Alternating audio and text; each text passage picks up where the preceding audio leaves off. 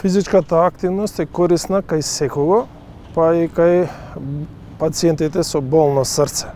Нема пациент кој што нема корист од физичка активност, со тоа што треба да се во консултација со доктор да се дозира степенот на оптеретување и да се одбере тајмингот кога да се почне со физичката активност.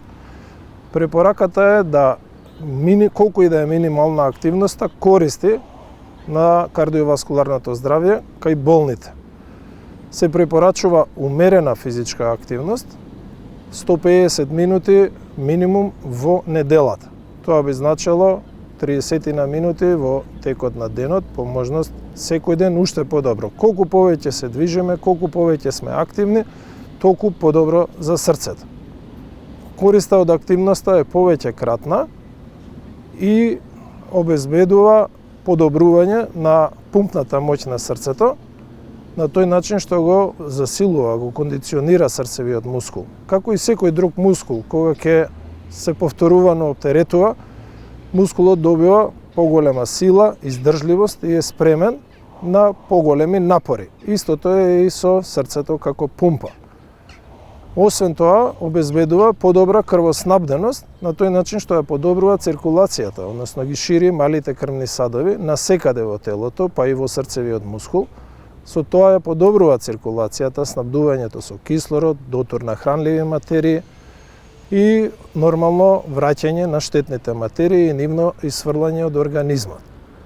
Освен директно, физичката активност повеќе кратно го подобрува кардиоваскуларното здравје преку намалување на развојот на артериосклерозата. Како? На кој начин? Го намалува нивото на штетните масти во крвта, односно холестеролот со ниска густина, LDL холестеролот, а од друга страна го зголемува нивото на корисниот холестерол со висока густина, HDL холестеролот. Ги намалува вредностите на триглицеридите во крвта. Го намалува нивото на шекерот во крвта, така да пациентите кои што имаат диабет, шекерна болест, на тој начин помага полесно и подобро да делува инсулинот и да го регулира нивото на шекерот. Кај тие што немаат шекер, превенира развој, односно појава на зголемен шекер во крвта. Кои се другите механизми? Движењето ја намалува можноста од појава на гојазност. А знаеме дека гојазноста е ризик за развој на кардиоваскуларни заболувања. Тие кои што веќе имаат гојазност, помага да ја регулираат телесната тежина и на тој начин да се подобри нивното кардиоваскуларно здравје.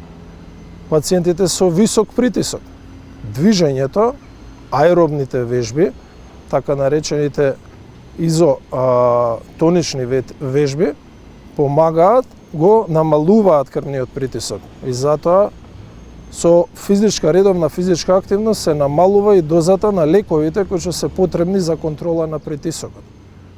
Статистиката покажа дека редовната физичка активност ја намалува можноста за појава на артериска хипертензија.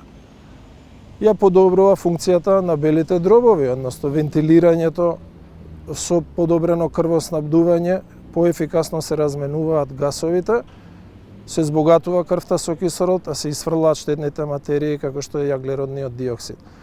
Значи, многу начини физичката активност го подобрува кардиоваскуларното здравје и затоа се препорачува редовна активност која што е дневна потреба на организмот.